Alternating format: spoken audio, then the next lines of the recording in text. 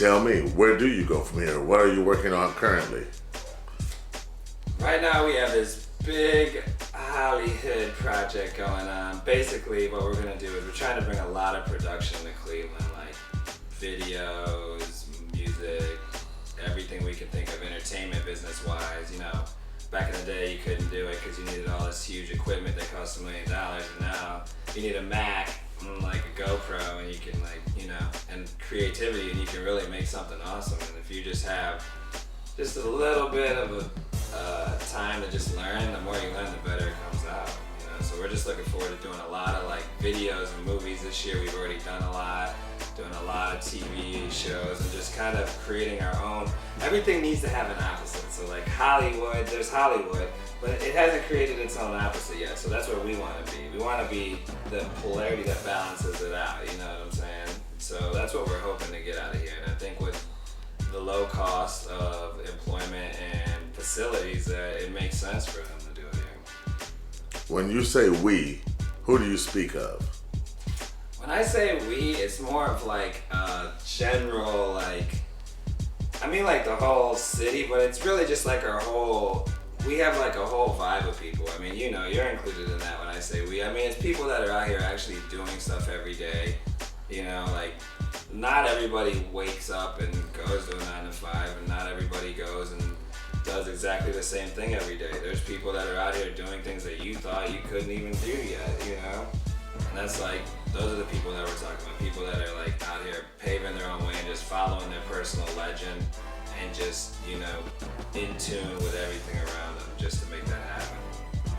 As long as I've known you, you've been hustling, doing something in the business.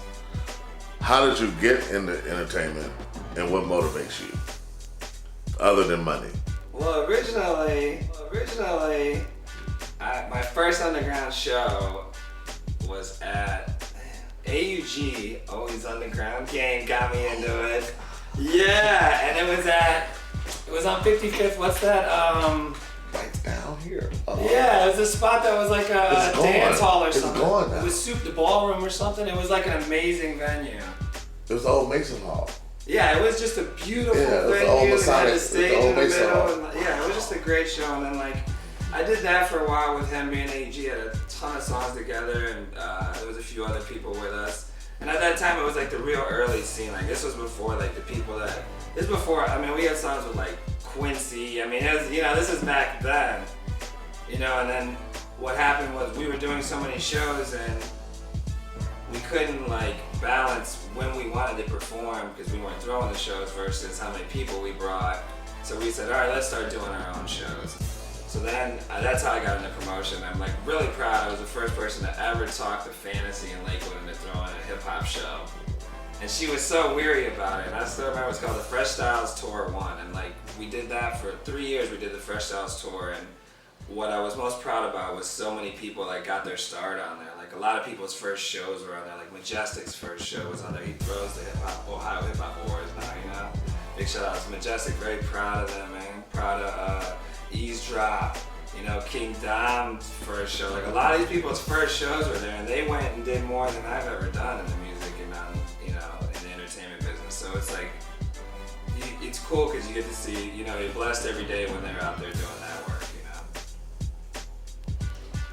When you go to bed at night, what are some of the things that you have to make happen during the day so you can sleep well? I mean, besides the obvious, all ends gotta meet for me, I have a large group of people around me that depend on me for a lot of stuff. If someone wants to contact you, what would be the best way for them to contact Mr. Bobby Champagne?